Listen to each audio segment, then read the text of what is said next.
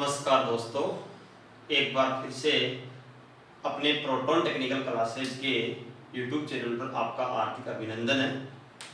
जैसा कि पिछली क्लासों में देखा गया था, आवेश के बारे में हमने गणना की थी। यहाँ पे आवेश के बारे में कुछ टॉपिक पढ़े थे, आवेश में कैसा क्या संबंध है, क्या है। तो देखो, आज पढ़ेंगे हम आवेश में कूलॉम का नियम। क्या पढ़ेंगे दोस्तों? कूलॉम का नियम। थोड़ा आवेश का पीछे का देख लेते हैं एक बार। मैंने बताया था यदि आवेश दो प्रकार के होते हैं, एक तो धनात्मक आवेश और एक आपका ऋणात्मक आवेश। यदि आवेश की प्रकृति समान है, क्या आवेश की प्रकृति समान है, तो उनके मध्य कौन सा बल कार्य करेगा? आपका प्रतिकर्षण। और यदि प्रकृति क्या है, असमान है, तो वहां पे कौन सा बल कार्य करेगा? आपका आकर्षण। तो ये देखते हैं कूलॉम का नियम।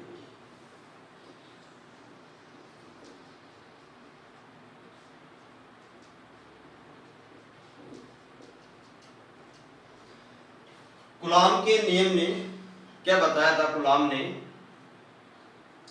दो आवेश है, पहला आवेश Q1 और दूसरा आवेश क्या आपके सामने? मेरे पास दो आवेश है। अब इन आवेशों की प्रकृति समान भी हो सकती है और आपकी असमान भी हो सकती है। पहला आवेश क्या आपकी एक बिंदु स्तर बिंदु पे है, Q1 आवेश, और आपका ये Q2 आवेश, और इनके मध्य की दूरी किससे प्रेजेंट कर रहा हूं मैं? किससे कर रहा हूं? R से। मेरे पास एक तो Q1 कूलॉम आवेश है, दूसरा क्या है? Q2 कूलॉम आवेश है। यदि आवेश समान प्रकृति के होंगे तो वहां पे प्रतिकर्षण बल, और असमान होते वहां पे आकर्षण बल कार्य करेंगे। अब इन आवेशों के बीच में कार्य करने वाला फोर्स अर्थात बल, इसकी बात करेंगे। इन आवेशों के बीच कार्य करने वाला बल किस पर निर्भर करेगा? तो पहली चीज तो इन आवेशों के बीच कार्य करने वाला बल पहले तो करेगा इस आवेश पे और आपके इस आवेश पे, अर्थात दोनों आवेशों के गुणनफल पे। किस पे करेगा? दोनों आवेशों के गुणनफल पे निर्भर करेगा। दूसरा किस पे करेगा? इनके मध्य की दूरी। पहली चीज क्या पढ़ी कूलॉम के नियम के अनुसार? एक चीज, कूलॉम का नियम हमेशा स्तर विद्युत में ही लागू होगा। इसमें होगा स्तर विद्युत में ही लागू होगा। और अब इनके मध्य कार्य करने वाला बल, पहला नियम ने क्या पढ़ा? इनके मध्य कार्य करने वाला बल दोनों आवेशों के गुणनफल के समानुपाती। दूसरा नियम क्या पढ़ा? इन आवेशों के मध्य की दूरी के वर्ग के विलोमानुपाती। इसके इन आवेशों के दूरी के वर्ग के विलोमानुपाती। तीसरी चीज क्या है? माध्यम की प्रकृति। इंपॉर्टेंट। तीसरी चीज क्या है?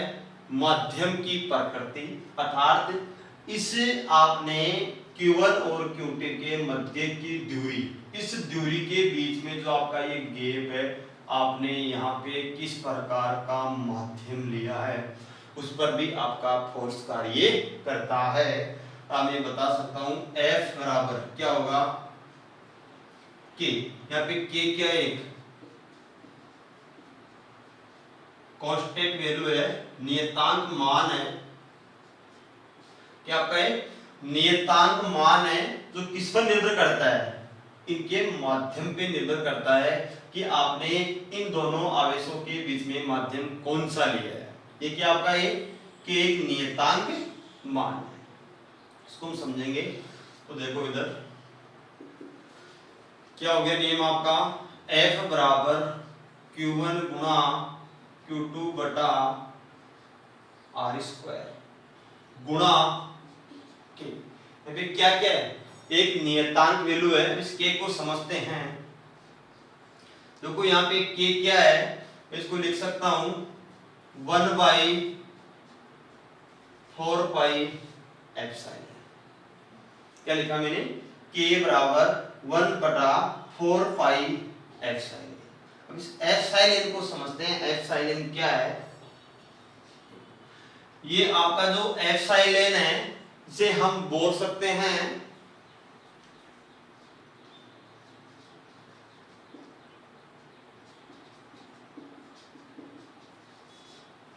परमेटिविटी, क्या बोला मैंने इसको, एप्सिलॉन क्या है, परमेटिविटी, अर्थात परमेटिविटी किसे बोलोगे आप, विद्युतशीलता, इंपॉर्टेंट चीज है।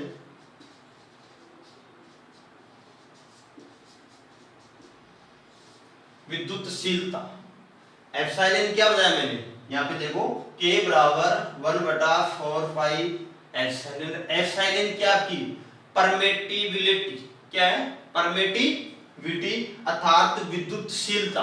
अब ये परमेटिविटी क्या होती है, आपके सामने आवेश है Q1 और आवेश दूसरा कौन सा आपके सामने, कुछ ना कुछ यहाँ क्या इनकी दूरी, इनके मध्य क्या है, बल कार्य कर रहा है।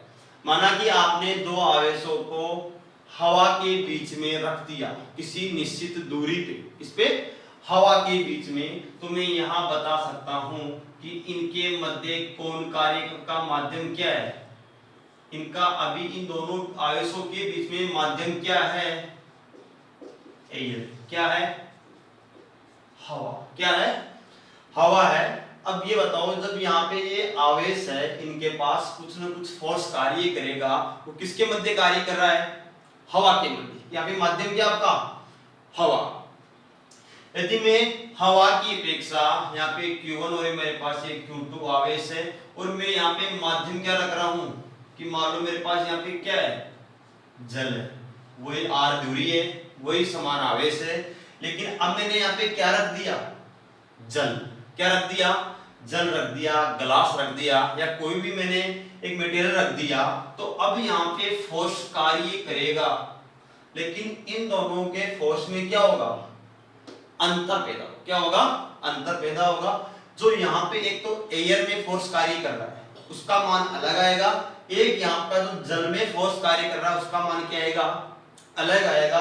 अर्थात ये परमेटिविटी है क्या, एक तरह से किसी भी माध्यम की प्रॉपर्टी, अर्थात कहीं भी आप इसको रख रहे हो, जैसे जैसे इसका मान बढ़ेगा, इसका आपकी एप्सिलॉन या बता सकता हूं विद्युतशीलता का जैसे जैसे मान बढ़ेगा, आपके फोर्स का मान वैसे वैसे घटेगा।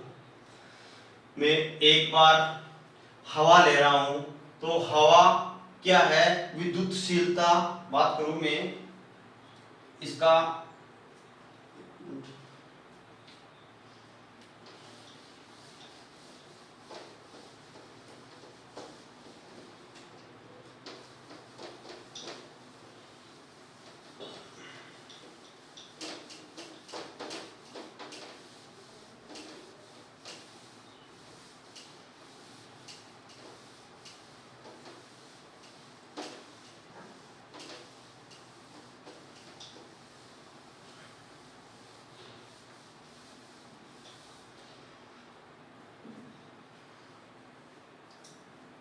बात कर रहा हूं आपसे एक बार,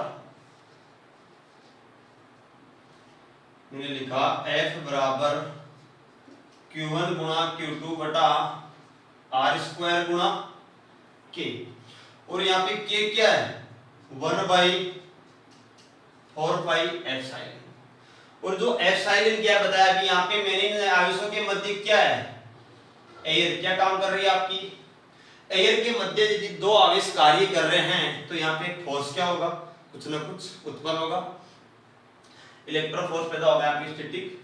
अब जैसे ही मान लो कि मैंने यही आवेश लिए हैं, समान आवेश है, समान दूरी है, और इनके मध्य मैंने क्या रख दिया, एक कोई माध्यम रख दिया, कोई माध्यम मतलब मैंने कुछ जल रख दिया, ग्लास रख दिया, तो अब इनके फोर्स क्या होंगे, चेंज, क्या होंगे, फोर्स चेंज होंगे, अर्थात एप्सिलॉन क्या होगी आपकी, विद्युतशीलता। तो मैंने लिख दिया एप्सिलॉन नॉट, क्या लिख दिया मैंने, एप्सिलॉन नॉट, तो किसकी बताता है, ये हमेशा वायु या वैक्यूम वायु की विद्युतशीलता, क्या बताएगा, इसकी वैल्यू फिक्स है। यदि आप आवेश हवा में रख रहे हो तो यहाँ पे क्या लिखूंगा मैं, एप्सिलॉन नॉट, क्या रख दिया मैंने, एप्सिलॉन नॉट। तो ये अब जो भी फोर्स काम करेगा ये कहाँ का बताएगा, हवा के बीच में रखे हुए आवेशों के मध्य कार्य करने वाले बल का मान निकाल सकते हो। और आपका एप्सिलॉन नॉट का मान फिक्स क्या है 8.85 गुना 10 की घात -12 coulomb square newton metre square. Fix नियतांक वैल्यू है इसकी। यह बता सकते हो एप्सिलॉन नॉट का मान 8.5 गुना 10 की घात -12 फेरेड प्रति मीटर। क्या बता सकते हो दोस्तों, मैंने पहला लिखा एप्सिलॉन 0 बराबर 8.85 गुना 10 की घात -12 कूलम स्क्वायर प्रति न्यूटन मीटर स्क्वायर। दूसरा बताया मैंने 8.85 गुना 10 की घात -12 फेरेड प्रति मीटर। इसकी वैल्यू है, कई बार पूछी हुई है ये एप्सिलॉन नॉट अर्थात ये विद्युतशीलता, किसकी विद्युतशीलता, वायु की विद्युतशीलता का मान क्या होता है 8.85 गुना 10 की घात -12 फेरेड प्रति मीटर। कई बार इसकी यूनिट पूछी गई है, आपसे कोई पूछे कि वायु की विद्युतशीलता की यूनिट क्या है या इकाई क्या है तो बता सकते हो आप coulomb square newton metre square ऐसा यूनिट, या बता सकते हो आप फेरेड प्रति मीटर। ये किसकी बात हुई है आपकी एप्सिलॉन नॉट की। अब मैं बात करूं k बराबर 1/4 पाई एप्सिलॉन नॉट गुणा एप्सिलॉन r। अब ये एप्सिलॉन r क्या है, देखो इधर मैं यहाँ पे इन आवेशों के मध्य यही आपकी d की r क्या है दूरी है। अब मैं क्या ले रहा हूँ यहाँ पे कोई माध्यम ले रहा हूँ, क्या ले रहा हूँ माध्यम ले रहा हूँ अर्थात जिसको हम किससे प्रेजेंट करेंगे एप्सिलॉन r अर्थात ये क्या हो गया रिलेटिविटी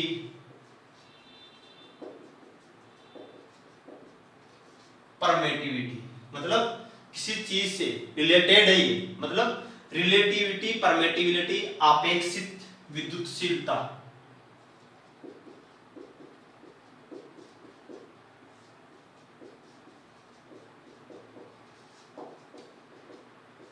आपेक्षित विद्युतशीलता ER ने क्या बताया यहाँ पे एप्सिलॉन r क्या बताया रिलेटिविटी परमिटिविटी, मतलब किससे रिलेटेड है। यहाँ पे मैं एयर की बात कर रहा हूँ। अब यहाँ पे कोई माध्यम आएगा, से मान लो अब मैं क्या ले रहा हूँ कांच ले रहा हूँ, मैं यहाँ पे क्या ले रहा हूँ जल ले रहा हूँ, मतलब मैं जैसे जैसे माध्यम अलग अलग चेंज कर रहा हूँ वैसे वैसे क्या होगा यहाँ पे फोर्स का मान भी क्या होगा बदलेगा।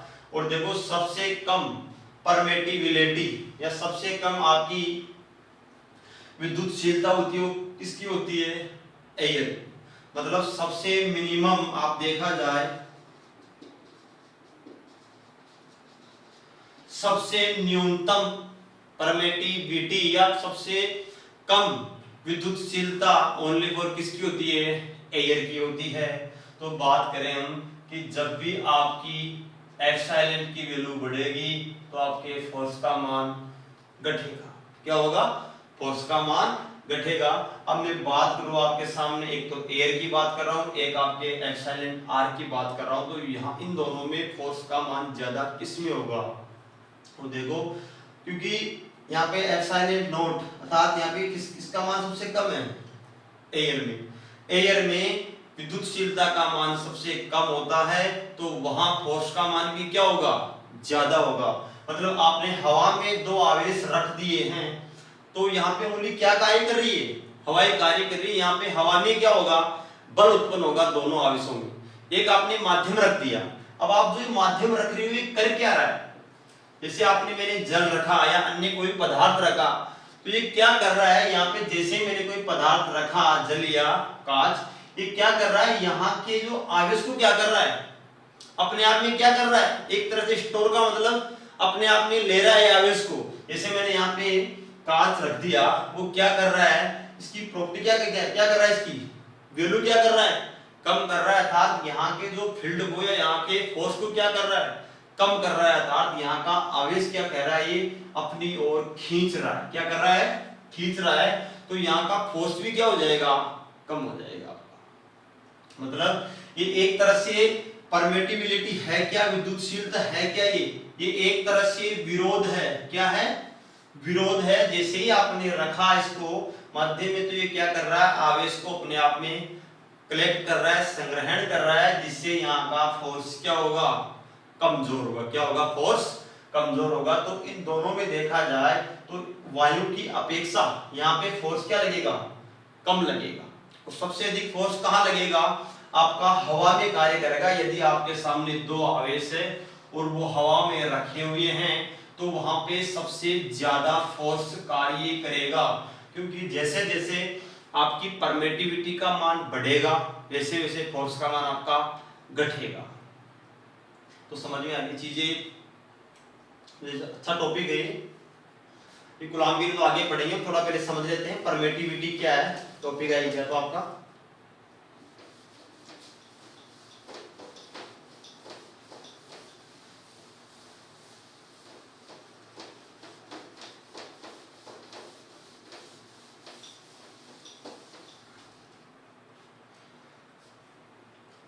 तो देखो एप्सिलॉन नॉट की वैल्यू क्या आपके सामने 8.5 गुना 10 की घात -12 coulomb square newton metre square.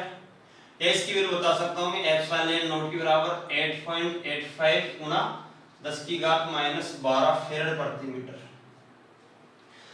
ये कोई टॉपिक हार्ड नहीं है, बेसिक से समझो, कंप्लीट जिस समझ में आएगी आपकी विद्युतशीलता की यही समझ में आ जाएगी आपके सामने। अब मैंने लिखा आपके सामने एप्सिलॉन आर, इसकी वैल्यू क्या है? से जल में मान लो 81 है, जल में क्या है? 81 है, ग्लास में 71 है। सब में इनका जैसे जैसे इस चालक की बात करूं मैं एप्सिलॉन आर चालक, चालक में इसकी वैल्यू क्या है? अनंत हो जाएगी। अलग अलग वैल्यू भी लिखा दूंगा एक बार सभी की इन चीजों की। अब बात करते हैं हम, तो ये विद्युतशीलता क्या हो गई? वायु की विद्युतशीलता और माध्यमशीलता का गुणनफली क्या कहलाती है आपके सामने? कुल विद्युतशीलता कहलाती है। तो आप मैं यहाँ बात करूं एप्सिलॉन आर मतलब रिलेटिविटी विद्युतशीलता या रिलेटिविटी परमिटिविटी किसे कहते हैं? तो आप क्या बोलोगे? माध्यम की बटा एप्सिलॉन नॉट। क्या बोलोगे? सीधे माध्यम की और आपकी एप्सिलॉन नॉट ये क्या कहलाएगी? आपकी रिलेटिविटी विद्युतशीलता। कई बार पूछा हुआ है ई आर बराबर अर्थात एप्सिलॉन आर बराबर एप्सिलॉन मीडियम बटा 8.5 गुना 10 की घात -12। अब बात करें, ये आपकी रिलेटिविटी 81 है। कितनी है? 81 है। ये सबसे क्या है? मिनिमम। ये सबसे न्यूनतम मान है किसका? परमिटिविटी का, विद्युतशीलता का। तो यहां पे फोर्स का मान भी क्या होगा? बढ़ेगा, क्योंकि जैसे जैसे फोर्स का मान, क्योंकि जैसे जैसे आपके परमिटिविटी का मान बढ़ रहा है अर्थात विद्युतशीलता का मान बढ़ेगा तो फोर्स का मान आपका घटेगा। अब ये इस एप्सिलॉन नॉट की अपेक्षा कितना गुना ज्यादा है? ये सॉरी कितना गुना ज्यादा है? ये 81 गुना ज्यादा है। क्या है आपके सामने? किसी माध्यम में आपने जैसा ही रखा वहां पे आते आपका फोर्स क्या होगा? इसकी अपेक्षा क्या होगा? आपका 81 कम हो जाएगा। क्या हो जाएगा? 81 गुना कम हो जाएगा। तो जैसे जैसे माध्यम चेंज करोगे फोर्स का मान भी बदलता जाएगा। ये होती है आपकी परमिटिविटी। अर्थात किसे बोलोगे आप? परमिटिविटी। परमिटिविटी कर क्या रही है? आपने आवेशों के बीच में रखा और वो क्या कर रही है? आवेश को अपने आप में स्टोर कर रही है। छोटा सा समझने के लिए है,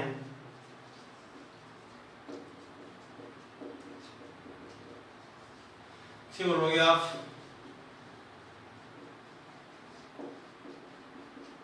विद्युतशीलता। किसे बोलोगे? परमिटिविटी हिंदी में विद्युतशीलता। हमेशा परमिटिविटी कहां पे लागू होगी?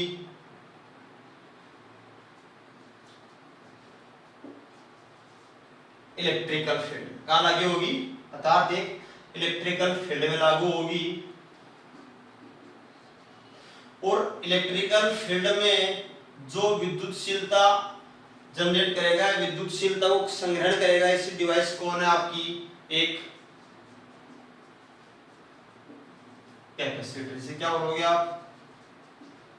संधारित्र। क्या बोलोगे? संधारित्र विद्युतशीलता है, इलेक्ट्रिकल फील्ड में जनरेट होगी।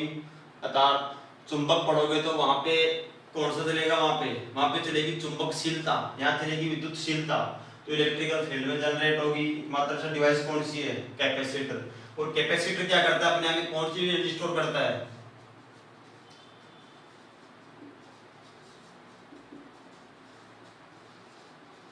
इलेक्ट्रिकल एनर्जी अर्थात विद्युतीय